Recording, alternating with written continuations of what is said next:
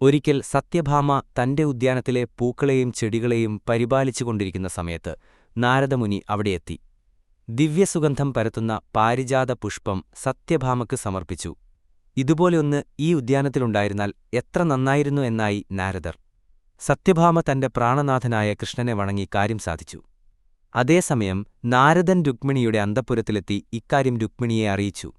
രുക്മിണി കൃഷ്ണനെ വരുത്തി സംഗതി മനസ്സിലാക്കി. പ്രശ്നം മനസ്സിലാക്കിയ കൃഷ്ണൻ സത്യഭാമയുടെ പൂന്തോട്ടത്തിൽ വിരിയുന്ന പാരിജാതമെല്ലാം രുക്മിണിയുടെ അന്തഃപുരത്തിൽ വന്ന് നിറയുവാനുള്ള അനുഗ്രഹം നൽകി. നാരദർ ഉടൻ തന്നെ ഈ വിവരം സത്യഭാമയെ അറിയിച്ചു. ഇത് കേട്ട് അസൂയ പൂണ്ട സത്യഭാമ നാരദന്റെ നിർദ്ദേശപ്രകാരം ഒരു വ്രതം നോൽക്കാൻ തീരുമാനിച്ചു. വ്രതത്തിന്റെ അവസാനം കൃഷ്ണനെ നാരദന് ദാനമായി നൽകാനും പിന്നീട് സ്വർണം കൊണ്ട് ഒരു തുലാഭാരം നടത്തി കൃഷ്ണനെ തിരിച്ചെടുക്കാനും സത്യഭാമ തീരുമാനിച്ചു. ഇതിലൂടെ കൃഷ്ണനോടുള്ള തന്റെ അഗാധമായ സ്നേഹവും തന്റെ സമ്പത്തും മറ്റുള്ളവരെ ബോധ്യപ്പെടുത്താമെന്ന് സത്യഭാമ കരുതി. ത്രാസിന്റെ ഒരു തട്ടിൽ കൃഷ്ണനെ ഇരുത്തിയ സത്യഭാമ മറുതട്ടിൽ സ്വർണം ഒന്നൊന്നായി അടുക്കിവെക്കാൻ തുടങ്ങി. തന്റെ പക്കലുള്ള മുഴുവൻ സ്വർണം വെച്ചിട്ടും കൃഷ്ണനിരുന്ന തട്ട് അല്പം പോലും ഉയർന്നില്ല. എന്തു ചെയ്യണമെന്നറിയാതെ സത്യഭാമ ആകെ വിഷമിച്ചു.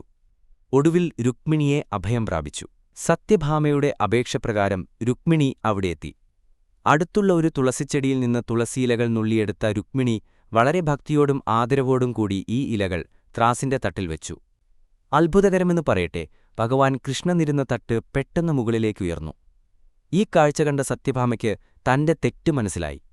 പണവും സ്വർണവുമല്ല, പരിശുദ്ധമായ ഭക്തിയും സമർപ്പണവുമാണ് ഭഗവാന് പ്രിയമെന്ന് സത്യഭാമ തിരിച്ചറിഞ്ഞു.